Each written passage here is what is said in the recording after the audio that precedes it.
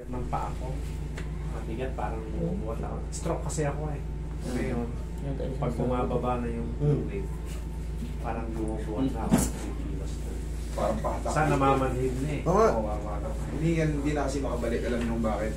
Once na na-stroke tayo, meron tayong tinatawag ng mga brain nerves damage. Oo, tama. So ngayon, hindi na mag-function ng 100% yung dating, maaring may maiiwan talaga. Yung iba, mapalad kayo kahit pa paano. Ganyan. Yung iba talagang tigas nung Siyempre, ang dami na pumunta niyan dito. 2 times na siya. Ito nyo, pero hindi kayo walata. Bedridden din ako ng matagal. 6 months kasi, makaka-recover kayo niyan. 6 months. Pero pag lumagpas kayo dyan, nung wala, kumbaga, na-less na yung mga kilos nyo. Permanent na yun. Pero habang bago-bago pa, kung kaya nyo mag-exercise, sige, tuloy-tuloy lang. Tapos, huwag na kayong kumain ng katulad yan, 2 beses na kayo ng stroke. May nakapondo na dyan ng mga bad cholesterol. Naka-ready na yan. Pag kinainan nyo ng mga prito-prito uli yan, mga ato-atobong maalat, ay wala. Tapos, siyempre, mga matataba, mga fatty foods, ay wala. mataas na karne, puro karne. Wala na nga asin. Wala na. No salt na siya. No salt. Very good. Alam nyo kasi, Fish saka vegetable na lang kinakain. pagka kasi natambayan na naman kayo ng cholesterol, mag-ano ka agad dyan. Kasi nga, hindi na siya balance kasi nga yung blood circulation, meron ng problem o may nakatambak na clogging dyan. May nakatambak na nakaklogging. Saka ito, manhid to. Opo. Kasi, Kalahati. mangyayari talaga yun. Kasi nga, Brain damage. dito, brain nerves damage yan. Hindi yan ordinaryong pilay na dislocate. Ayusin ko yung Hindi. Yung mga namamanid dyan, yung blood supply tsaka yung oxygen supply na delay dahil sa sa damage sa nerve. Tama. Kaya nga, ang pinaka-the best dyan, huwag na tayong mag-add ng mga bad cholesterol kasi yung cholesterol ang umaharang sa bloodstream natin.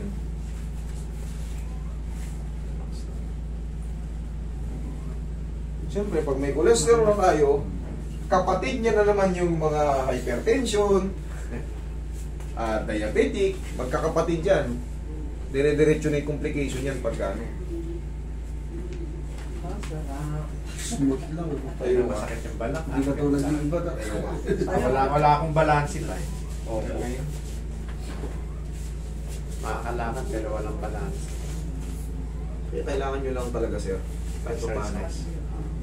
Inat-inat ng katawan. Pag malayo yung pupuntahan nyo, mag-cane kayo. Hindi kang patagilid. O yung payong lang para stay lang, kunyari. Isa lang ito. Hindi kang patagilid. Malaking tulong yung para sa mga paglalakad nyo ng malalayo. Naka-cane kayo. O yung lang, parang diskarte, payong. Paano pabisa-bisa tayo sa rito? Pag medyo Hindi, tama yung sinasabi niya. Yan din ang sinasabi ng neuro ko. O ako, hindi ako neuro pero kaya ko makipagsabayan sa kanila. Bakit? Kasi nga, nandito na ako sa field na to. Talagang aralin ko na rin yung mga ibang sinasabi lang, manghihilot lang yan. Ay, hindi. Manghihilot lang yan. Hindi ubra sa atin yan, manghihilot lang yan. Baka nag-aaral lang sa mga putyo-putyo na yan. Oo, putyo-putyo, syempre, yung tao kasi, kaya mag-improve pag gusto yung mag-improve. Naka na lahat nasa kaya nga may online school di ba? May mga nandiyan na lahat.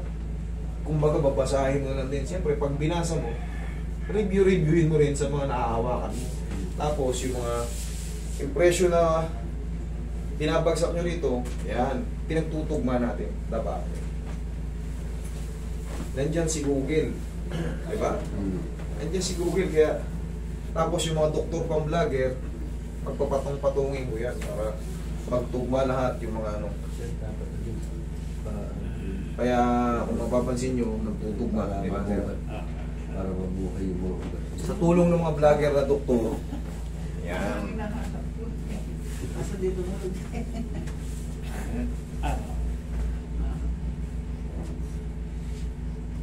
Oo, sarap.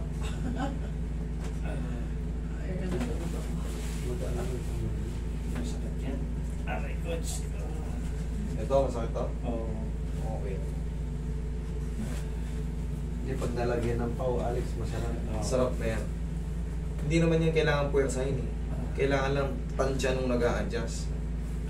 Tansya nung nag-a-adjust. Repairable naman yung katawan natin. Mm-hmm.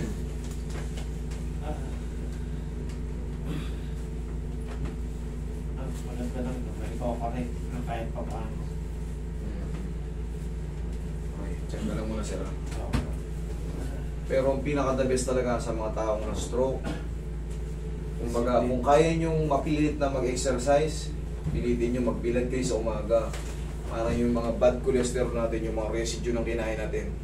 Pag pinawisan tayo, na ilalabas natin. Tapos, syempre, pa-stroke na tayo eh. Tanggapin nyo yung ano, tapos ipasok nyo sa isip nyo, gusto ko makarecover.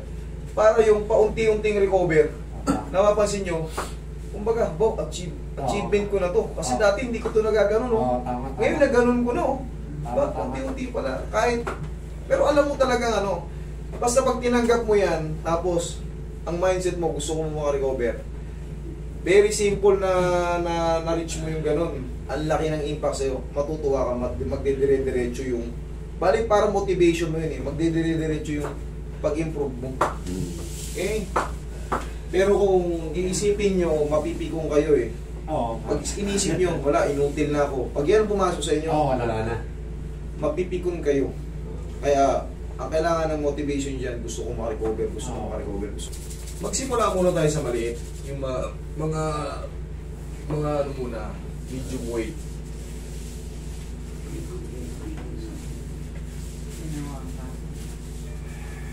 Ayan, mapipili. Ang kahalagaan kasi ng massage, yung mga plexus natin, parang, uy, ang sarap ng pakiramdam. Wala na kasi, dumarating na tayo sa age ng pagkatamad. Natutuwa lang. Pag nakakain tayo, nabusog tayo. Ako nakaramdaman ko na rin yan eh. Upo. Pag nabusog tayo, upo.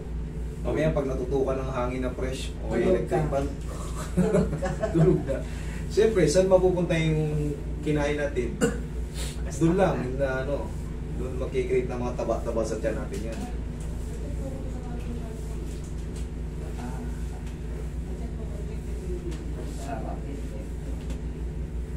Masarap yan pagka tama lang yung masahe, pero yung ay marami na kasing pumunta rito, kaya ako advocate. Magbabawasan yung momentum pa ako.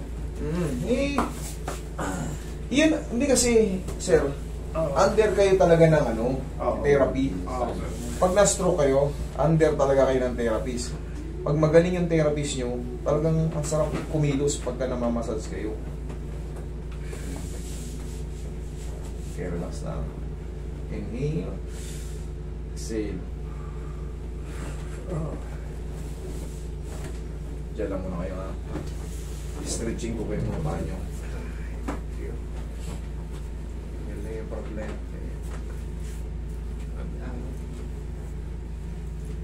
At least nabuhay na naman yung ugat mo. Yung mga ganitong stretching, oh. Pero mas masarap kasi nakahiga lang kayo, may taong pumikilo sa inyo. Sarap yan. Sarap. Pero siyempre, kailangan umiikot yung dugo ng paa. kailangan marunong mag-control, tapos alam yung mga comfort zone. Pag nasobra na sa, kumbaga na-stretch na, yan ang comfort zone yan. Tutukin nyo naman ng ganyan. Pag ilipat nyo rito, okay, baba nyo naman to. Simon na. Yan. Yung mga therapist na nagsisimula, kailangan alam nyo yung pattern. Para pag nag-handle na kayo, huwag yung masyadong sundin lahat ng nasa libro. Maraming technique na mas epektibo. Totoo lang.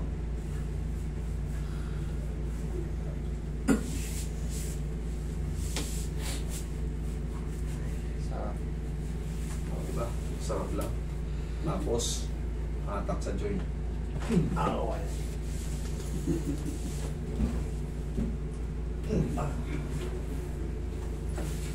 Buhay na naman to yung ugat-ugat mo, ha? Ha? Hindi ka to na pag pumunta ka sa bahay, para... Oo nga. Ang bugbog. Wala, ba't talaga pag-stroke ka? Pero hindi kayo mukhang stroke sir, yun ang kagandahan sa inyo eh. Hindi nag- ka tulad yung iba? Hindi, nag-ano ako talaga, nag-forcing. Kita nyo yung pagpupusigin nyo, laki ng binunga. Oh, yun nga. Diba nakikita nyo naman natin, hindi naman sa pag-ano ha. Yung iba talaga, talagang tuwid yung paa, matigas yung kamay.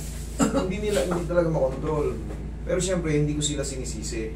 Sa Kumbaga, kanya dati, yung ulo niya, hindi niya na maitaas. sa tulong lang din ng ano nyo, oh. Yung iba talagang nakagano, no? Oo. Sa tulong lang din ng mindset nyo, gusto ko makarecover. Yan palagi kong binabaon sa inyo. Gusto ko makarecover. Tapos una, acceptance. Acceptance lang. Kasi pag hindi nyo in-accept, mapipikon kayo. Kasi isipin nyo, dati kaya ko to eh. Hindi nyo matanggap Hindi. na na-stroke na kayo. Mapipikon kayo. Ngayon, yung pagkapikon, yung blood stream nyo na naman, siyempre, ma-high blood kayo eh. Pag napipikon tayo, ma-high blood tayo. Hindi nakakatulong sa mga brain nerves na na-damage. Yun yung lagi nila. Kasi magre-retaliate yun dito pag ganun eh. Dito sa batok, mag-aangat na naman siya. Ngayon yung mga na-damage doon ng mga soft na mga artery, yun na naman, another problem na naman. Kaya pero kung tatanggapin yung maluwag, tapos gagawan nyo ng paraan, tapos balanced diet, o di, magugulat kayo. Dati hindi ko to kaya, ngayon oh, wah. Galing niya Yung simpleng ma-reach nyo na ganun, ang laki ng impact sa inyo, kumbaga, uy, sa susunod ulitin ko pa to kasi kuminhawa ko ito eh. Tama. Diba? Yun yung ano, kailangan lang motivation nyo. Huwag kayong makikipagkwentuhan sa mga negative. No. Kasi pag negatibo yung katabi nyo, Madadala mo. magiging negative din kayo. Pero kung ang mag-explain sa inyo ay positive din kayong kalalabasan. Sarap. Tamakbo yung mga dugo. Siyempre, matagal na hindi na ano eh. Oo, puro exercise na kasi. Kaya nireset ko kayo ng todo. Okay, po kayo. Diyos ko. Dito pa sa ulo, kaya parang solve na solve kayo. Oo nga. Galing niya mag-deliver ng stroke. Totoo lahat yung sinasabi. Talagang pagpupursige talaga pag na-stroke. Mas mabuboost yung ano nyo eh, yung self-confidence nyo na ba, kaya ko na to. Dati para akong tutumba. Oo, tama. Pero ngayon, kahit pa paano, nababalansi ko na. Dati para akong tulak lang ako ng bata eh. Tumba na. Babaliktad na ako. Paano pa ako makaano nito? Pero pag unti-unti kayo nakaka-receive ng ano, gantimpala dahil sa ginagawa nyo exercise, dire-diretso na yan. Kayo na magiging addict. Buti nag-exercise ka to. Kung hindi, wala na.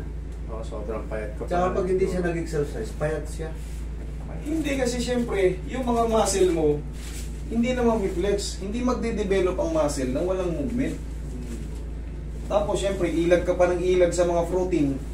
Oo, nga. Paano ka makakapag gano? Kasi, yung balance diet mo, nagba-balance diet ka, wala ka namang movement. Buka tayo mo Oo, ito. Tama, tama. Hindi mo mabalance. Tama na. Wala supply. Supply. Okay, sir. Oo, thank you. Stay healthy. Okay? Oo, thank you. Thank you so much sa pagtitiwala. Oo naman. Lagi-lagi naman.